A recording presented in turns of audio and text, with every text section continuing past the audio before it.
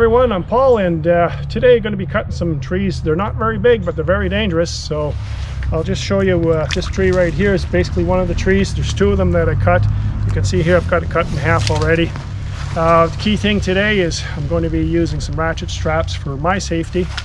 As I mentioned, these trees are very risky, and the reason why they're very risky because they've been dead for quite a while, and the longer a tree's been dead, the more risk is involved to cutting it down, whether it's a great big tree or a really small tree. So hope you enjoyed the videos, guys. I'll have two trees to do. Let's get started.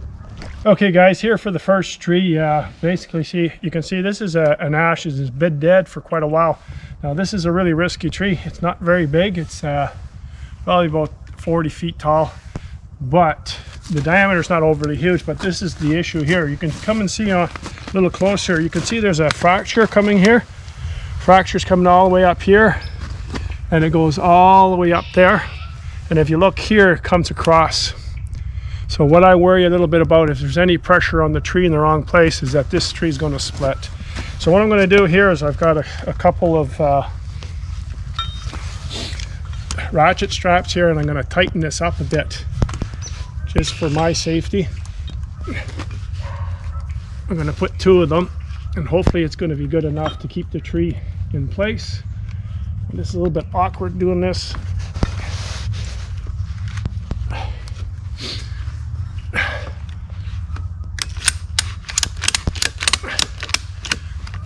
One thing I don't want is this thing here to split.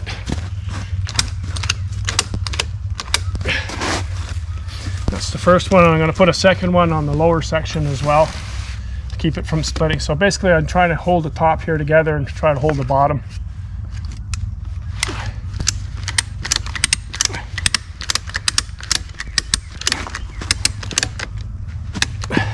Now the other issue that I have here, you can see as I come down, I've got this tree here, which on the other side here, which is still in good shape. This one's dead. So I'm going to cut it a little bit higher so I don't interfere with this one. Now if we look the other way here, as we turn, there's basically nowhere to drop this tree. It's all dents in here. There's so many branches and other trees. So what I'm going to try and do, if you look back here from my angle, we come back to where I'm going to cut it. You can see here, this is basically my view, what I'm looking at. This guy here, I'm going to take this limb off of here so it doesn't interfere with it to drop. A couple of ATVs running by just caught my attention there. So I got this here, and hopefully that it comes down far enough that I can just section it off. And I've got to watch for the dead limbs on the top, so I don't want to use I've got a couple wedges with me, but I really don't want to have to pound them in on a tree like this. So hopefully the weight, if you can see up top there, the way it's kind of wrapped around the other tree, got to be quite careful. So anyways, let's get this here done. I'm going to warm my saw up and then we'll get started.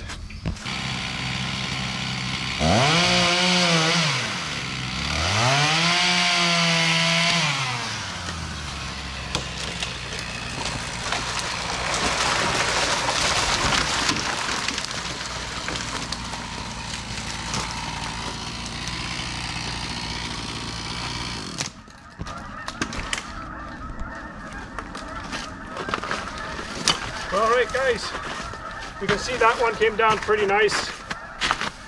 What I ended up doing there is I put a bore cut in it, and the reason why I put a bore cut in it is because it's ash and it's very dead at the bottom, and my fear is that it was going to barber chair on me even down below where I had the ratchet straps. But I've got it down low enough now, it's quite safe to work on. So what I'm going to do is I'm just going to cut it up a little bit into smaller pieces. So I'm going to take it out, and then I've got another one in behind that I'm going to take down.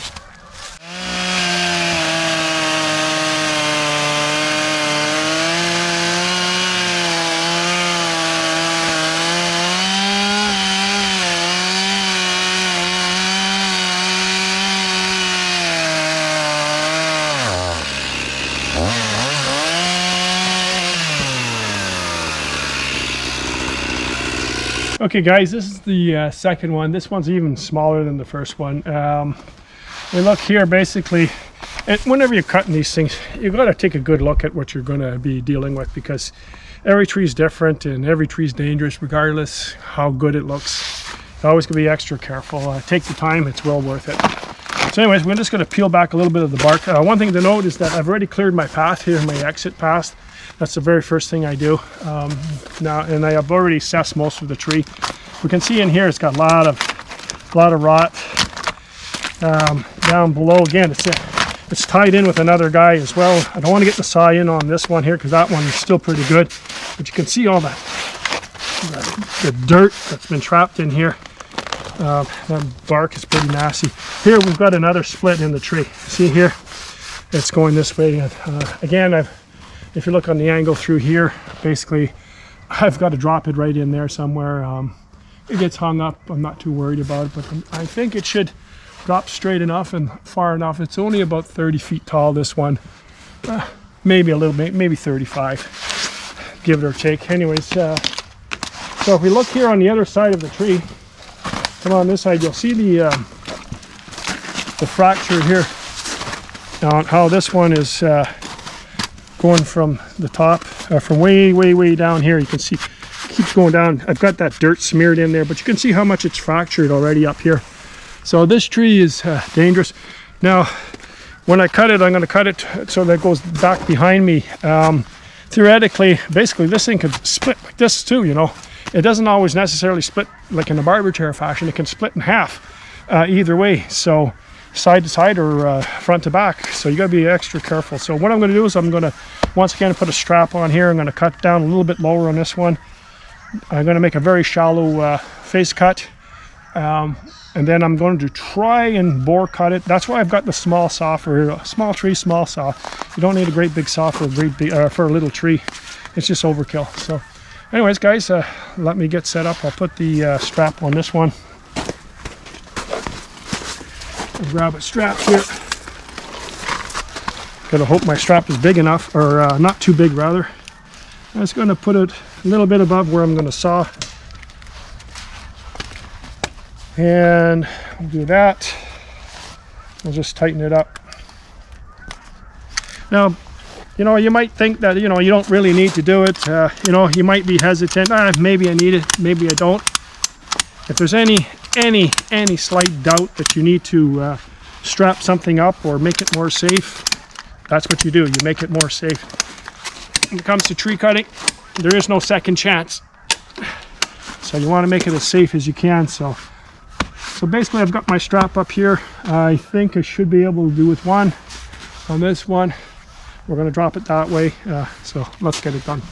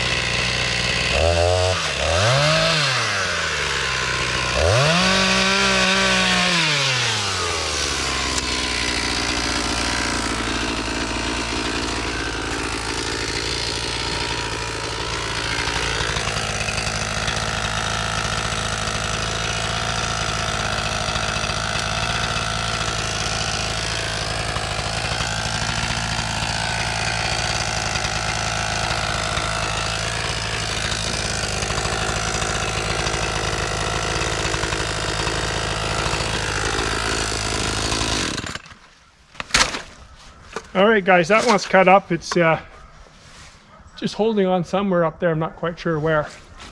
Anyways, I should be able to just give it a little bit of a push, and it will go.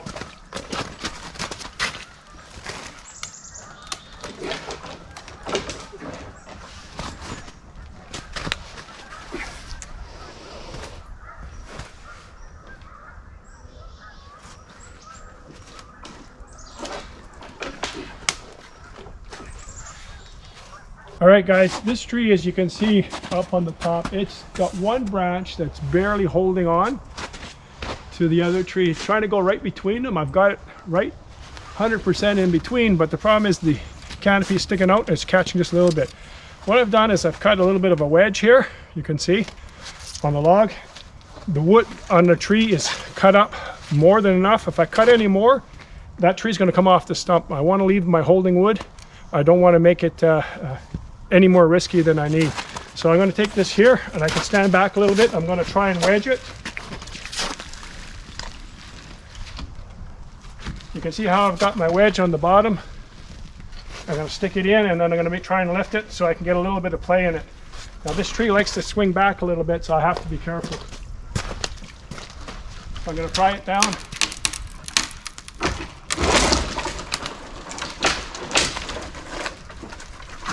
Do it again.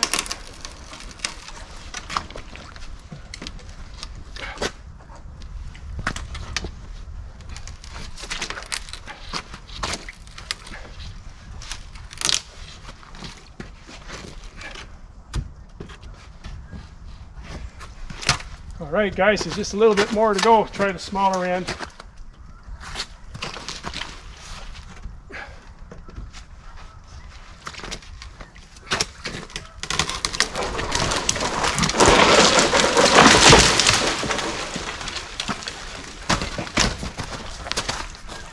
Now guys, I hope you caught that at the very end there. Basically, like I said, there wasn't not much holding wood left, and I left what I could. And just by prying it like I did, kept me away and safe.